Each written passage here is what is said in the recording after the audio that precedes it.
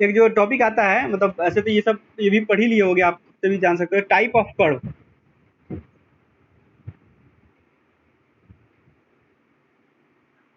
है ना, types of curve दिख रहा है। ठीक है, तो टाइप्स ऑफ कर्व में जो है, कर्व जो है आप लोग देखते होंगे कि मतलब बहुत तरह का दिखता होगा, कि सिर्फ सर्कुलर या फिर एक ही टाइप का नहीं दिखता है।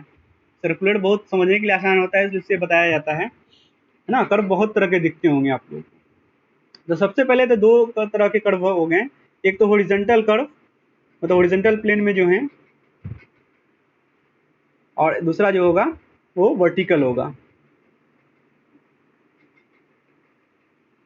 तो हॉरिजॉन्टल मतलब आप समझ ही रहे हो कि हॉरिजॉन्टल प्लेन में जो कोई कर्व है ना, ऐसे घूम रहा है, तो वो जो कर्व होगा। और वर्टिकल प्लेन में भी जैसे कोई जो स्लोप पे जो हम ऊपर पहाड़ी पे चढ़ते रहते हैं, तो मान लो कि कहीं पे पहाड़ चाहे जैसा भी हो, यहाँ से आप ऐसे जा रहे हो, एकदम सडन चढ़ाई है ऐसे, है ना, तो आप जो है गाड़ी को तो ऐसे नहीं ले जा सकते हो ना। आपको तो गाड़ी को अपना जो स्मूथली जा सकता है वैसे ही ले जाओगे। तो वहाँ पे भी आपको वर्टिकल इसमें भी कर्व देना पड़ता है। तो वहाँ पे जो कर्व होगा उसको हम वर्टिकल कर्व बोलेंगे।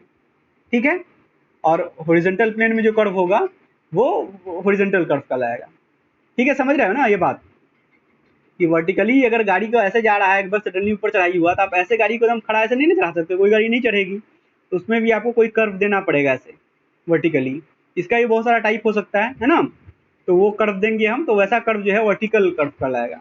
हॉरिजॉन्टल प्लेन में है तो ये हॉरिजॉन्टल कर्व है। तो इसके भी बहुत सारे टाइप हैं। एक तो हुआ कि simple circular curve, simple circular curve,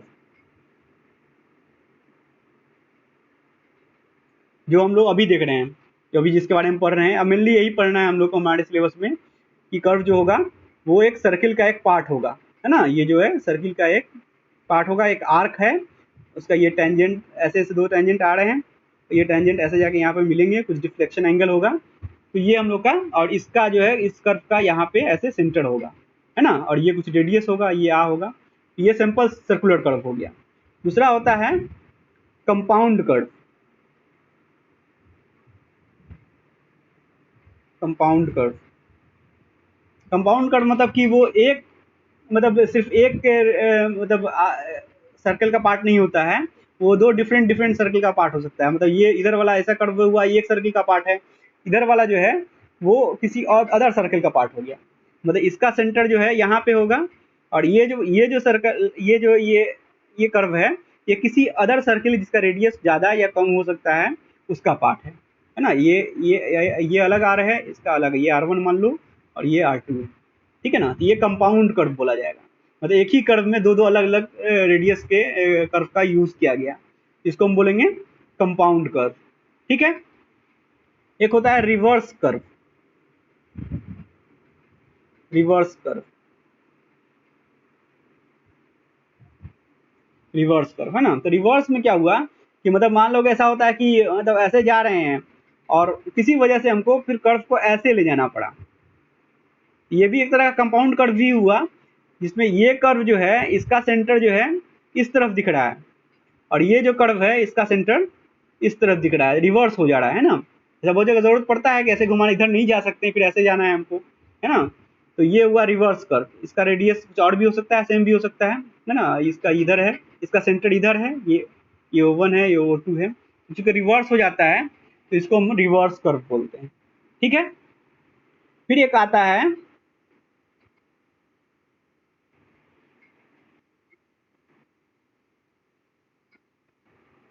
क्या बोल रहे हो,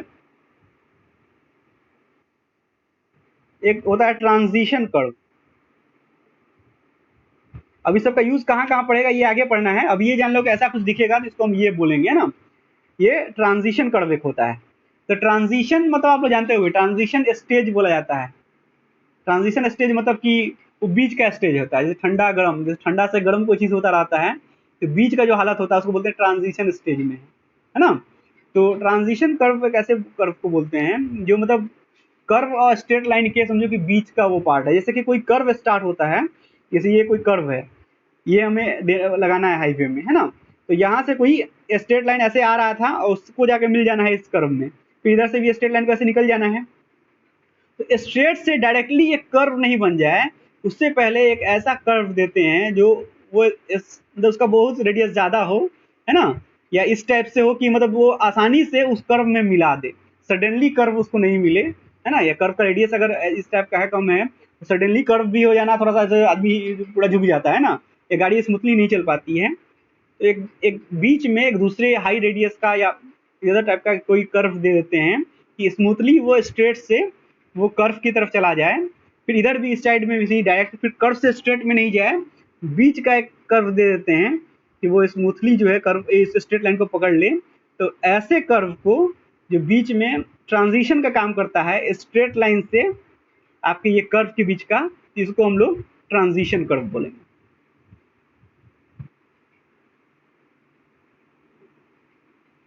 ठीक है, समझे। एक तो वर्टिकल कर्व हो गया, वो भी बहुत तरह के होते हैं हो सकते हैं, लेकिन उसका हम लोग को डिटेल नहीं पढ़ना है, वर्टिकल कर्व के बारे में यहाँ पे हम लोग को नहीं ज़्यादा पढ़ना है। हॉरिजॉन्टल कर्व है, इसमें भी हम लोग को जो बेसिक डिज़ाइन पढ़ना है सिर्फ इसी का पढ़ना है, बस इसका नाम जानना है ना, कि ये ऐसे ऐसे भी होते हैं। जो भी हम लोग को यहाँ पे सिलेबस है वो सिंपल सर्कुलर कर्व के बारे में ही पढ़ना है। तो वो कोई एक रेडियस का पार्ट है ना, और दो स्ट्रेट सर्कल को वो मिलाना है, मिलाता है स्मूथ चलने के लिए, है ना। तो ये सिंपल सर्कुलर कर्व हो गया।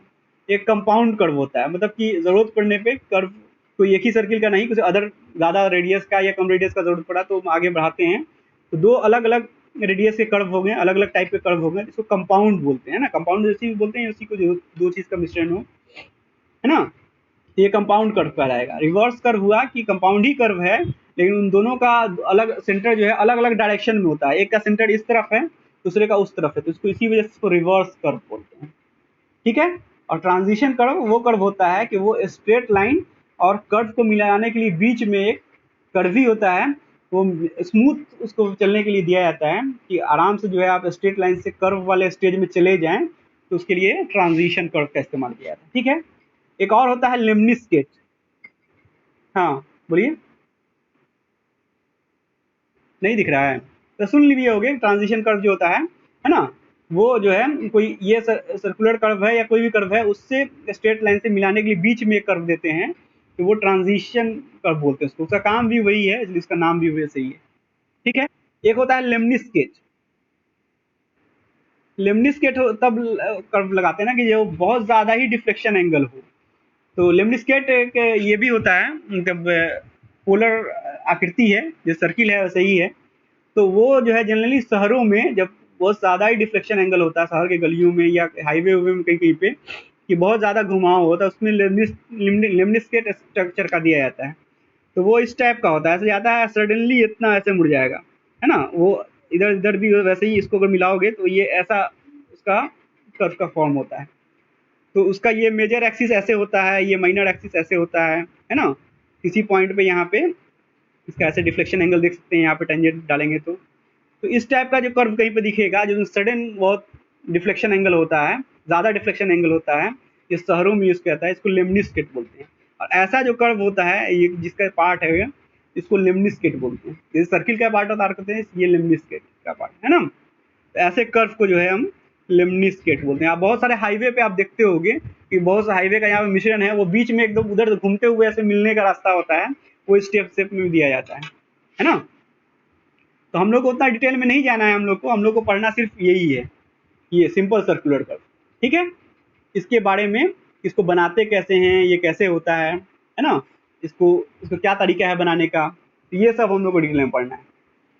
होप ये समझ में आ गया होगा टाइप्स ऑफ कर्व कितने तरह के होते हैं, है ना।